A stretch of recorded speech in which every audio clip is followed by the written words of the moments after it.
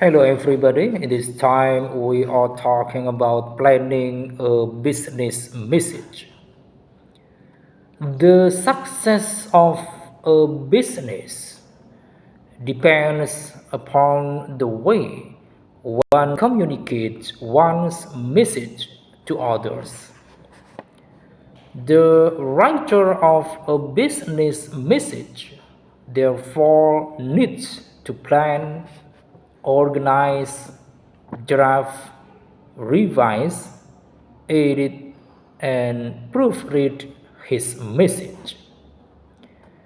If a message is not properly planned and worded, it may not only tarnish the image of the writer but also adversely affect the image of the organization he or she represents. This excellent business result can be achieved only by sending effective messages. And then we move to the steps in planning effective business messages. The first steps: identifying the purpose of the message. The first step in planning a communication is to have a clear idea of its purpose. No business message is sent without an objective.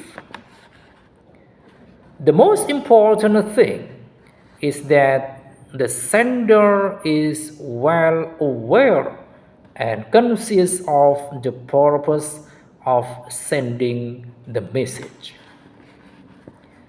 If the purpose is not clear in the mind of the sender, the communication will fail to achieve its desired end.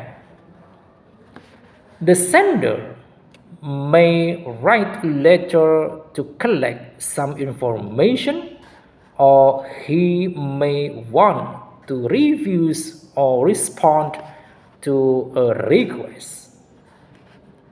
The purpose may be to collect an overdue account or to invite the attention of prospective buyers to some product. Second, visualizing and analyzing the audience. Visualizing and analyzing the audience means seeing the message from the receiver's point of view, their needs, interests, desire, liking, disliking, and even their cultural environment. The writer should know who the recipient of his message is. The recipient may be an individual or a group of members. He may be a worker or an educated person. The sender should also take a review of the gender of the recipient of his message. Keeping all these things in mind, the writer should adapt the message to match the mental filter of the audience. The third, choosing the ideas to be included. Having a good idea about the receiver's mind and the purpose of communication, the next step is to choose ideas for the message. It is a sort of sifting work to know which ideas are important and which not. The ideas which the writer includes in the message will depend upon the type of message he is sending, its requirements, situation, and background. Fourth, collecting facts and data to support the idea. Sometimes business messages fail to bring the desired result. This happens when ideas expressed in the message are not aptly and sufficiently supported by facts and figures. The writer, after deciding what ideas he should include in the message, must check if he needs specific data to make his viewpoint fully understandable for the reader. He should, however, be careful that in doing so he does not deviate from the policies and procedures of the company he represents. Fifth, outlining and organizing the message. Finally, it is always advisable to organize and outline the material before writing the final draft. Inconsistency in writing reflects a disorganized and illogical mind.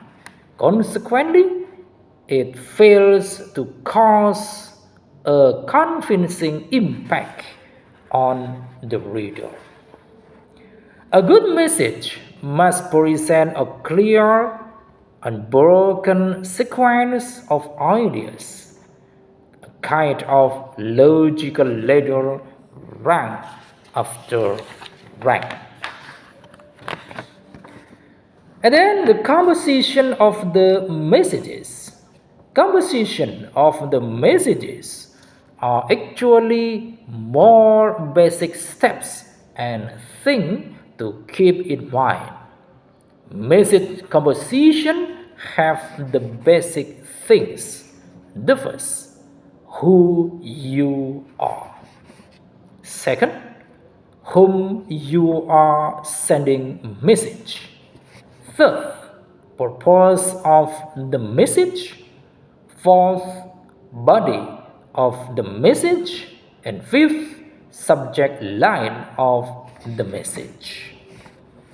Once you will be sure about all the basic things, you will be able to create an effective business message which will allow you to achieve your business goals. And then the stages of planning. Planning and preparation bring extra dividends. Planning leads to better organization of the message and produce the desired result. When we say desired result, we agree that every communication exercise is a means to an end. The communicator must be able to clearly identify the end. In short, he should identify the purpose for which he is sending the message. The purpose may be to remain about a Jew, or may be to give some new information, or maybe to point out a lapse, or maybe just a courtesy with the underlying purpose of promoting goodwill. Once you have identified the purpose, you must make an evaluation of the receiver. It means you should have an understanding of the mental attitude of the receiver. Is he going to be responsive or indifferent, interested or apathetic to your message? You have to adapt your message to the mental attitude of the receiver. I think it is enough for this session. Thanks for watching, and don't forget give this channel with your like, comment, subscribe and share. Thank you.